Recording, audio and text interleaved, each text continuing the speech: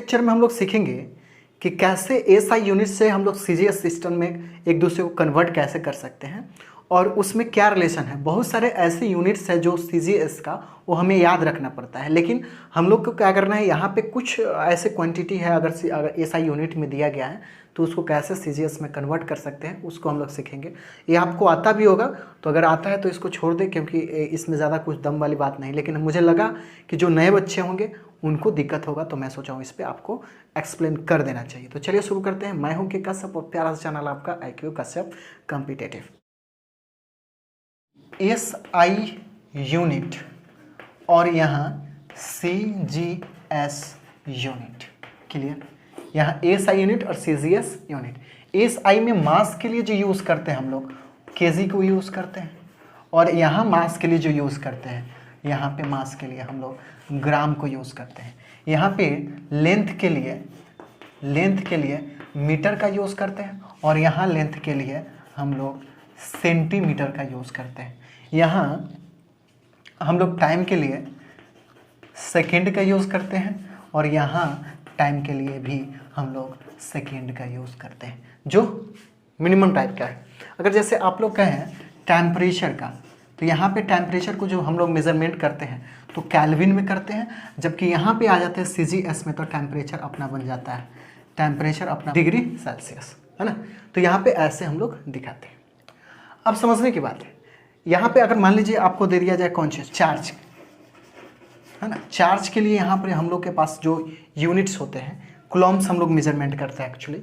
यहाँ state coulomb हो जाता है, कहीं कहीं आपको और भी अदर मिलेंगे, लेकिन यहाँ पे आपको याद रखेंगे स्टेट कूलम्ब होता है।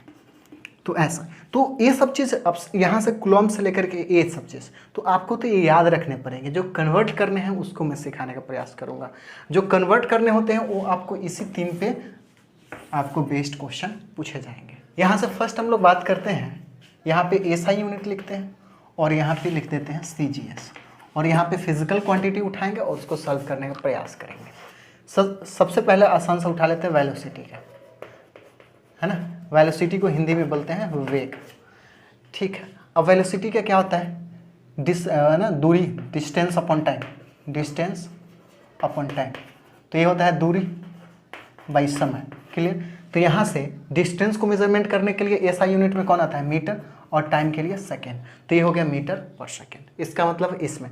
अब यहाँ पे सीजीएस में मीटर के जगह कौन आता है, सीजीएस में मीटर के जगह कौन आता है, तो सेंटीमीटर।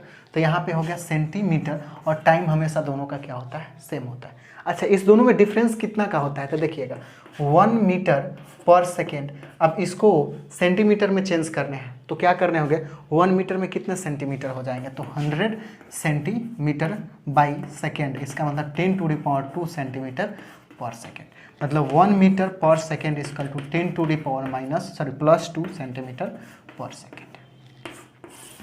तो ये इसमें डिफरेंसेस होते हैं, ठीक है। नंबर देखते हैं हम लोग, जो कि आसान सा उठाते हैं, एक्सेलरेशन मतलब त्वरण, ठीक है। त्वरण, एक्सेलरेशन का क्या होता है, वेलोसिटी अपॉन टाइम, क्लियर है।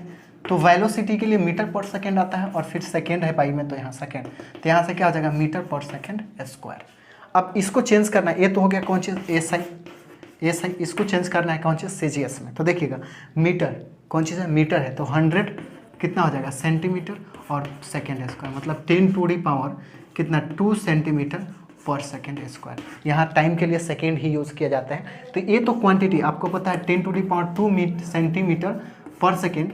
ये क्या है, मैग्नीट्यूड है, मैग्नीट्यूड, यानी मतलब ये क्या है, रिजल्ट है। और ये इसको बोलते हैं यूनिट। तो मुझे सिर्फ यूनिट पूछेगा तो इससे मतलब नहीं है, मुझे सिर्फ सेंटीमीटर पर सेकेंड स्क्वायर ही बोलना पड़ेगा। ये कहानी आपको होनी चाहिए। 3 नंबर, फोर्स मतलब बल होता है इसको। ये क्या होता है, मास पास होता है एक्सेलरेशन, ठीक है। मास को मेजरमेंट केजी यूज़ करते हैं, ठीक है। और एक्सेलरेशन के लिए हम लोग के पास आता है, एक्सेलरेशन मतलब त्वरण होता है, मीटर पर सेकेंड स्क्वायर। तो यहाँ से क्या हो गया, KG metre per second square, यहाँ से ये हो गया। अब सोचना, यहाँ पे केजी की जगह सेंटीमीटर में कौन आ रहा है, ग्राम। तो केजी और ग्राम में कितना का डिफरेंस होता है, तो 1000 का 3 हो जाएगा और 1 ग्राम हो जाएगा। और मीटर में कितना 10 का, तो 10 × 2 ये क्या हो जाएगा सेंटीमीटर, और टाइम तो सेम ही होता है तो कोई दिक्कत नहीं। ये क्या हो जाएगा इनटू हो जाएगा 10⁵ ग्राम सेंटीमीटर पर सेकेंड स्क्वायर। ये यूनिट जो हो गया, ये यूनिट अपना क्या हो गया CGS यूनिट हो गया, और इसको हम लोग बोलते हैं कौन चीज मैग्नीट्यूड। ठीक है, क्या हो गया मैग्नीट्यूड। ऐसे एक और देख लें, तो मान लीजिए वर्क इक्वल टू क्या होता है, तो फोर्स इंटू डिस्प्लेसमेंट, है ना। यूनिट के बाद तो ये न्यूटन हो जाएगा, और डिस्टेंस है तो क्या हो जाएगा मीटर हो जाएगा। अब ये समझिएगा, ये आपका जो होता है जूल के बराबर होता है। क्या होता है जूल, और यही है आपका SI यूनिट। इसका मतलब 1 joule equal to newton metre होता है, ये याद रखना पड़ेगा। तो न्यूटन मीटर होता है, तो न्यूटन मीटर को हम लोग इसको लिख सकते हैं। आपको पता है कि 1 न्यूटन इक्वल टू क्या होता है 1 kg metre per second square. Clear, तो यहाँ से लिख सकते हैं kg metre per second square, और एक और मीटर है तो या करके इसको स्क्वायर कर देगा। अब समझिएगा, इसको चेंज करना है CGS में, तो ये 10⁻³ कितना है 10⁻³ ये क्या हो जाएगा ग्राम, और ये मीटर स्क्वायर मतलब 100 इतना, और फिर उसका क्या है स्क्वायर है 2 बार है तो इसका स्क्वायर कर दे, और ये क्या आ जाएगा centimetre square by second square. Clear, इतना हो गया। अब ये कितना हो जाएगा, ये आकर के इसको 4 कर देगा, मतलब 10⁷ ग्राम सेंटीमीटर स्क्वायर पर सेकेंड स्क्वायर। इसको अगर लिखना चाहें तो आप देख लेंगे 10⁷, गौर करिएगा 10⁷ ग्राम सेंटीमीटर पर सेकेंड स्क्वायर, और 1 सेंटीमीटर को बाहर कर सकते हैं। ये जो होता है ये होता है डाइन। क्लियर, जैसे न्यूटन होता है, फोर्स का होता है न्यूटन कौन चीज़ में SI यूनिट में, और उस CGS में क्या होता है इसी का हो जाता है डाइन। क्या हो जाता है डाइन, और 1 डाइन इक्वल टू कितना होता है, तो 1 ग्राम सेंटीमीटर, ये क्या है सेंटीमीटर पर सेकेंड स्क्वायर। तो यहाँ से क्या हो जाएगा 10⁷, तो गौर करेंगे ये हो जाएगा डाइन, और ये क्या आ जाएगा सेंटीमीटर, तो डाइन सेंटीमीटर। और यहाँ से इस चीज़ को हम लोग बोलते हैं कौन चीज़ आर्च, है ना 1 आर्च ERG। तो यहाँ से वो हो जाता है, ये होता है आपका CGS सिस्टम, किस चीज़ का, तो वर्क का। उसी तरह काइनेटिक एनर्जी का भी सेम ही यूनिट होता है। ठीक है ना, जहाँ भी एनर्जी आएगा यही चीज़ को चिपका देना होता है।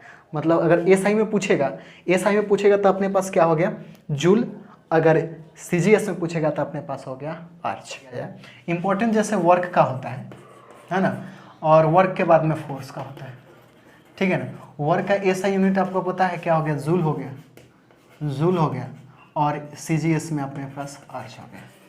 उसी तरह फोर्स का न्यूटन हो गया, और इसमें क्या हो गया डाइन हो गया, है ना। टेम्परेचर का इसमें केल्विन हो गया, और इसमें क्या हो गया, इसमें हो गया अपने पास डिग्री सेल्सियस। कितना डिग्री सेल्सियस, है ना। इसको ऐसे लिखते हैं C और स्पेस, है ना डिग्री सेल्सियस। उसके बाद अपने पास एक और लिख लेते हैं कौन चीज़, चार्ज लिखे थे ना, चार्ज का होता है कौन चीज़ कूलम, या फिर स्टेट, उसमें हो जाता है स्टेट कूलम। ठीक है ना, इसका 2 और भी होता है। ठीक है ना, कुछ फ्लोरीन करके कुछ आता है इसका यूनिट, मुझे सही से याद नहीं इसलिए उसको लिख नहीं रहा हूँ। ठीक है, तो ये हो गया। तो इम्पोर्टेंट आपके लिए ये अगर इतना याद है तो इससे ज़्यादा बहुत लोग को तो ये दोनों ये तो जल्दी याद ही नहीं होता है ना, स्टेट कूलम तो याद ही नहीं होता।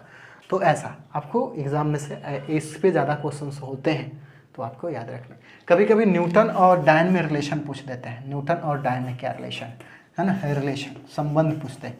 तो देखिएगा 1 newton equal to kg metre per second square होता है, और इसी का चेंज कर दे कौन CGS में, तो ये 10⁻³ कितना 3, और मीटर 10⁻³ कितना 2, ये होगा ग्राम, और मीटर को सेंटीमीटर में चेंज कर दे तो सेंटीमीटर पर सेकेंड स्क्वायर। इसका मतलब 1 न्यूटन इक्वल टू 10⁵, इसको ऐड कर लेंगे। ठीक है, 10⁵ डाइन के बराबर होता है। ठीक है ना, तो ये अगर आपको पता है तो ये सारी कहानी आप खुद से निकाल सकते हैं, और रट्टा तो मारने की ज़रूरत, हाँ जल्दी बनाना पड़ता है तो याद तो करना पड़ेगा, तो उसका ऑप्शन अपने पास है नहीं। ठीक है, आई होप इतना बात आपको पसंद आया होगा। नेक्स्ट हम लोग बात करने वाले हैं फिर से यूनिट्स, क्योंकि अभी बहुत सारे चीज़ है। अगर लॉन्ग डिस्टेंस उसको मेजरमेंट करने हो तो यहाँ पे लाइट ईयर्स, एस्ट्रोनॉट्स, बहुत सारे चीज़ अभी आने वाले हैं। ठीक है ना, फिलहाल पढ़िए, एंजॉय कीजिए और खूब